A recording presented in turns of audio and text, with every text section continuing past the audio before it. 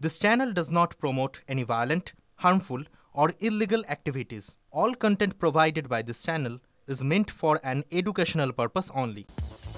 বালুরঘাটে দুর্গাপূজার শোভাযাত্রাতেও রাজনীতির ছোঁয়া। বিজয়া দশমী শোভাযাত্রা ঘিরে বালুরঘাটে দেখা গেল বিজেপি তৃণমূলের ঠান্ডার লড়াই।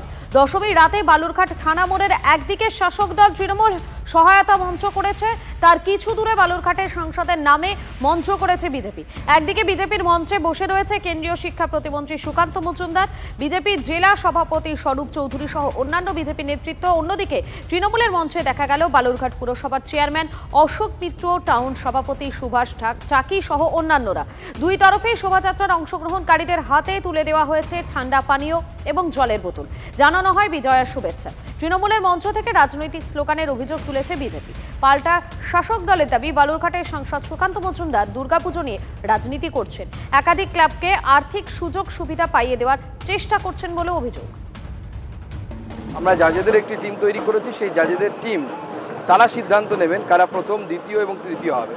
প্রত্যেকের জন্য আর্থিক পুরস্কার এবং সার্টিফিকেট থাকবে। শুধু তাই নয়, প্রতি ব্লকে এবং মিউনিসিপ্যালিটিতে 3টে করে পুজো, প্রথম, দ্বিতীয় এবং তৃতীয় পুরস্কার তাদের জন্য ঘোষণা করা হয়েছে। যেহেতু আমরা এবার সাংসদ শোভাযাত্রা প্রতিযোগিতা শুরু করতে চলেছি, ওদের মনে হয়েছে ওদের কার্নিভাল মনে হয় এতে মার খেয়ে যাবে, তো সেই জন্য তারা সমস্ত রকম চেষ্টা করেছে ব্যাপারটাকে ঝামেলা পাকানোর জন্য, যাকে এক কথায় বলে। কিন্তু যদি এক কথায় প্রকাশ করি আজকে তৃণমূলের আচরণ, এটাকে নিখাত অসভ্যতা বলে এবং মূর্খতা বলে। আমরা দলের নাম দিয়ে করেছি, আমরা তো লুকিয়ে খেলি না, ঘোমটার নিচে আমরা খ্যামটা নাচিনি তো। কিন্তু ওনারা বারবার সেই খেলাটা খেলবার চেষ্টা করছেন। আমরা ধরেছি, আমরা খেলবো। তাতে আমাদের নির্দিষ্ট কিছু গান বাজনা আছে, সেগুলো আমরা বাজিয়েছি। তো কী হয়েছে? তাতে কোনো অসুবিধা কী আছে?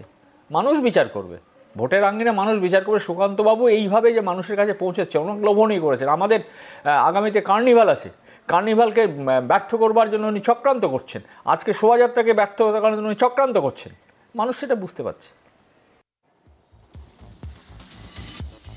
শহরের একটি বিলাসবহুল আবাসনে দুটি পুজো। দশমীর রাতে একটি পুজোর বিসর্জন হয়, অন্য পুজোর বিসর্জন একাদশীতে। দুটি পুজো ঘিরে আবাসনের বাসিন্দাদের মধ্যে দীর্ঘদিনের একটা রেষারেষি।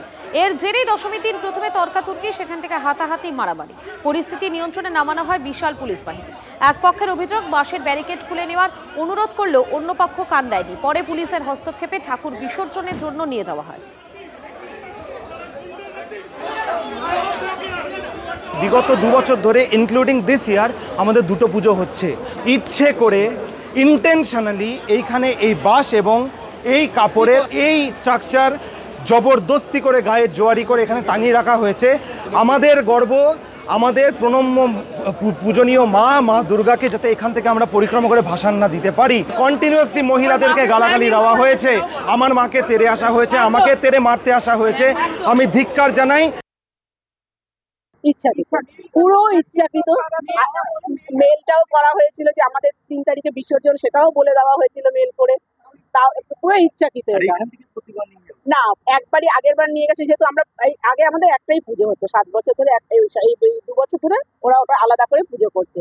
2 বছর ধরে আগের বারও এটা দিয়ে নিয়ে গেছে, আর এবার এটা দিয়ে। আমরা বলছি আমাদের এবার ঠাকুর আছে, প্যান্ডেল আছে, স্টেজ আছে, আপনারা অন্য জায়গা দিয়ে ওই আরো তো আছে। ইমামিটা তো বিরাট বড় জায়গা, না এইটা দিয়েই যাবে ওরা।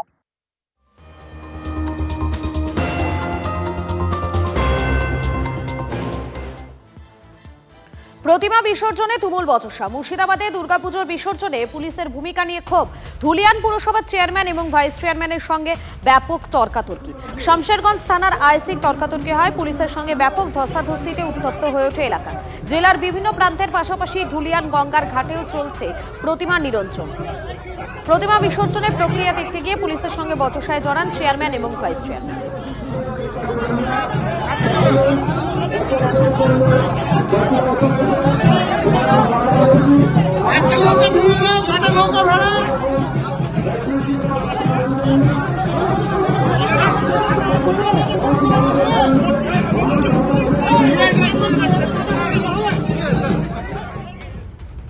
দশমীর সন্ধ্যায় জলপাইগুড়ি ধূপগুড়িতে ভয়াবহ দুর্ঘটনা। প্যান্ডেলের সামনে দর্শনার্থীদের জমায়েতে ঢুকে পড়েছে বেপরোয়া গাড়ি। 3 জনকে পিষে মারার পর 2টি দোকানে ধাক্কা। আহত 7 জনের মধ্যে কয়েকজনের অবস্থা গুরুতর। তাদের হাসপাতালে ভর্তি করানো হয়েছে।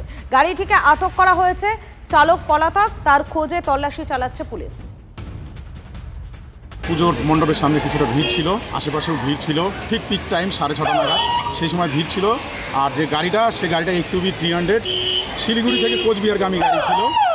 2 নম্বর ব্রিজের সংলগ্ন যে দোকানপাট আছে সেই দোকান ভিড়ের মধ্যে 2টো দোকানের মধ্যে দিয়ে ঢুকিয়ে দেয়।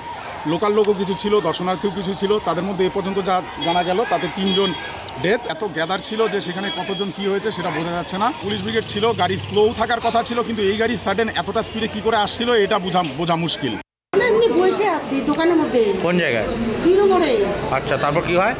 পিছন পাশে যে কি আসছে আমি তাও বলতে পারতেছি না, একটু হাওয়ার মতন করে ঘুরে আসলো, গাড়ি ঢুকে পড়ে। পরে উঠে আমি দেখতেছি বাড়িতে উঠে এমন করে যে আসলো না, আমি পড়ে গেছি। তারপরে আমার বউ পড়ে গেছিল। কোথায় আছে এটা? কোথায় যে পড়ে গেছে আমি বলতে পারতেছি না। আমার ওই যে একজন আমার হাজবেন্ড আছে, ওকে নিয়ে আসলাম।